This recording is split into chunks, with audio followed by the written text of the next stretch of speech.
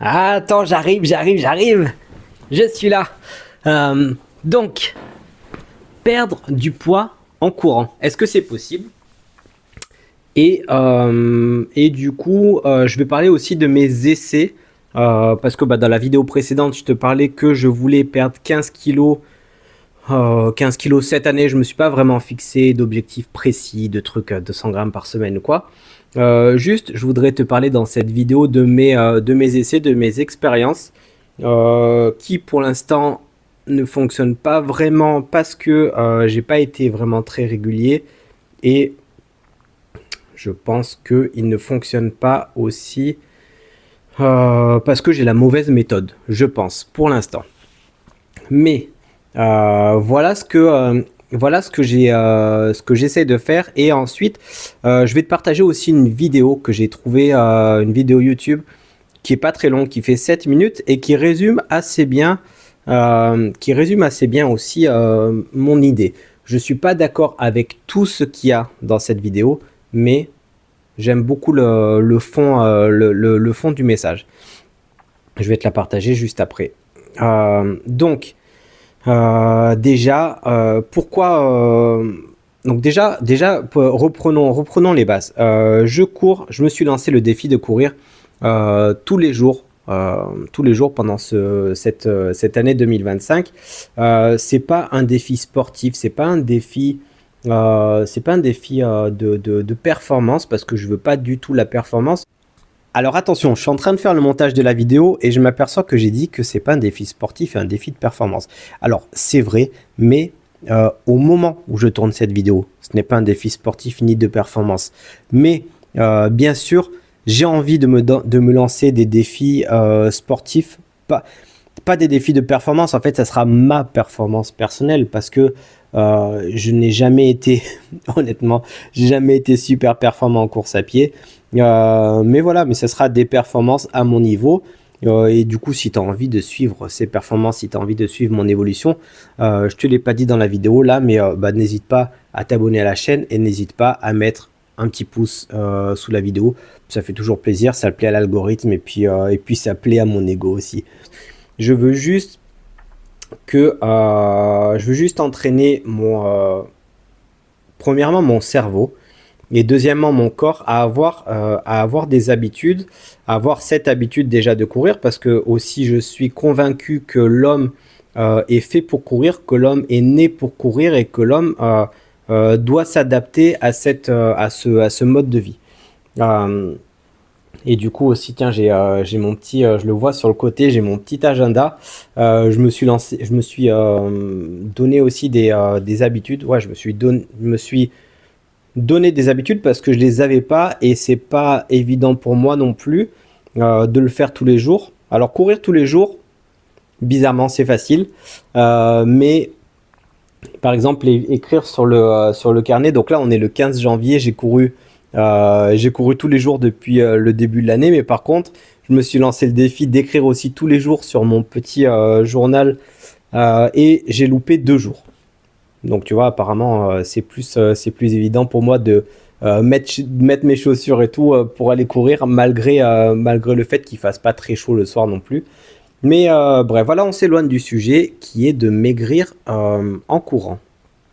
Alors déjà, très honnêtement, je pense que c'est pas possible de maigrir en courant si on n'y met pas si on n'y met pas si c'est pas intention, enfin, si le fait de maigrir n'est pas intentionnel. Je m'explique. Moi, la méthode que j'ai là actuellement, je pense que c'est la bonne, mais juste, j'ai fait trop de jours un peu off, là, comme par exemple, là, hier et avant-hier, j'étais en formation, du coup, le midi, on était dans une zone un peu industrielle, c'était chinois à volonté, enfin voilà, tu vois, c'est compliqué de maigrir dans ces conditions-là, mais tout simplement, je pense que t'as dû déjà l'entendre, pour maigrir, il faut consommer moins de calories que ce que tu dépenses. Voilà, c'est déjà, ça c'est la base. À moins d'avoir des problèmes hormonaux comme la thyroïde par exemple. Enfin, je suis pas docteur, mais je sais que les problèmes de thyroïde, ça ça peut faire prendre du poids alors que finalement on ne consomme pas beaucoup de calories, mais dans un corps qui fonctionne entre guillemets correctement, il faut consommer moins de calories que ce qu'on dépense. Donc, ma méthode, c'est d'utiliser l'application qui est gratuite. Il y a aussi, tu peux upgrade en ayant la méthode payante, mais le mode payant. Mais honnêtement, le gratuit, ça va très très bien. Donc, l'application que j'utilise, c'est MyFitnessPal, PAL tout simplement. Et donc tous les jours je rentre les aliments que je mets. C'est super parce que tu peux scanner tes aliments et tout, il y a déjà pratiquement tous les aliments qui sont rentrés. Je sais pas, tu achètes par exemple des pâtes, j'en sais rien, tu achètes des pâtes Panzani, tu scannes tes pâtes et l'application elle va savoir exactement combien de calories. Et du coup par contre le truc qui est un peu fastidieux, c'est que tu dois peser tous les aliments que tu manges. Alors ça c'est un peu chiant, surtout si tu fais, je sais pas, un plat cuisiné. Voilà, pour l'instant j'ai pas encore la solution. Alors on va pas s'amuser à peser tous les ingrédients qui sont dans ton plat cuisiné parce que sinon après on s'en sort pas. Moi ce que je fais, c'est que je fais un peu un truc, une moyenne de mon plat, tu vois, et voilà. Du coup, voilà, je pèse mes aliments, mais je pense que, en fait, là, c'est ce que je vais rectifier cette semaine. L'erreur que je fais, c'est que je consomme des aliments qui sont trop lourds énergétiquement, et ça fait que en fait, je mange pas vraiment à ma faim. En fait, euh, je dois consommer moins de 1400 calories par jour. Et ce que je vais faire, justement, à partir de demain, ce que je vais rectifier, parce qu'aujourd'hui j'ai déjà mangé, ce que je vais rectifier, c'est que je vais me faire, par exemple, bouillir des légumes. Ça, je sais que je l'ai déjà fait et ça fonctionne super bien pour moi. Les légumes bouillis, c'est, par exemple, tu manges une courgette et une carotte bouillie, tu te sens, t'es calé, et par exemple un œuf, tu vois, un œuf dur, t'es calé, t'as l'impression de vraiment avoir bien mangé, mais par contre sur l'application, alors j'ai pas fait l'essai, là je suis en train de filmer avec mon téléphone, donc je regarderai juste après, ça aurait été intéressant que je regarde, mais je pense qu'une carotte, une courgette bouillie et un œuf dur, ça doit te faire peut-être dans les 150 calories. Et du coup, ça te fait un repas vraiment à faible calorie, et tu as l'impression d'avoir vraiment mangé. Voilà, c'est la méthode que je vais tester pendant une semaine parce que là, très honnêtement, depuis la semaine dernière, où je me suis pesé, j'ai fait la première vidéo où je parlais de mon poids, et aujourd'hui, j'étais à 70 400, 70 kg 400, et là aujourd'hui je suis à 70 800. Voilà. C'est pas que j'ai repris 400 grammes parce que honnêtement voilà, ça fluctue un petit peu, mais voilà, juste pour dire que ma méthode n'est pas concluante. Et en plus, euh, samedi dernier c'était un peu mon cheat day, c'était le jour où j'ai pas du tout compté les calories, et lundi mardi c'était 2 jours où je suis allé en chinois à volonté. Donc bon, c'était pas non plus l'idéal. Voilà, du coup, je t'invite à aller aussi voir la vidéo de Lucy, c'est Lucy Woodward, je crois.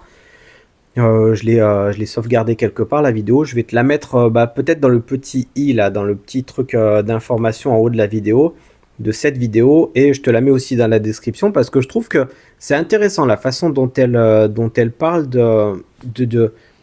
du fait de prendre la course à pied, de pas faire que de la course à pied déjà pour ne pas s'épuiser.